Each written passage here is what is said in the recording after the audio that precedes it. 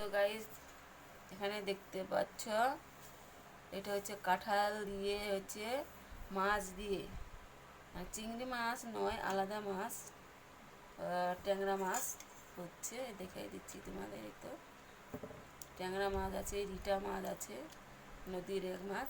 তো কাঁঠাল দিয়ে আমি রান্না করেছি, এতে দেখতে পাচ্ছ। তরকারিটা খুব সুন্দর কালার আসছে, খেতেও দারুণ হয়েছে।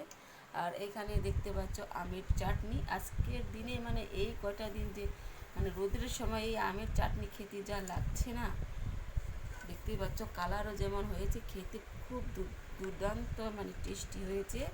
আর ওই থালার মধ্যে দেখতে পাচ্ছ মিষ্টি কুমড়ার ভাজা, আর তার সঙ্গে দেখতে পাচ্ছ শশা। শশা ছাড়া একদম চলে না, সঙ্গে সঙ্গে আমরা যখনই ভাত মানে খাবো তখনই শশা নেবই। এটাই হচ্ছে আমাদের একটা মানে অন্যরকম একটা ব্যাপার, শশা ছাড়া চলে না। তো গাইস, আমার ভিডিও ভালো লাগলে অবশ্যই তোমরা লাইক করো আর সাবস্ক্রাইব করতে ভুলবে না। এখানেই শেষ করছি।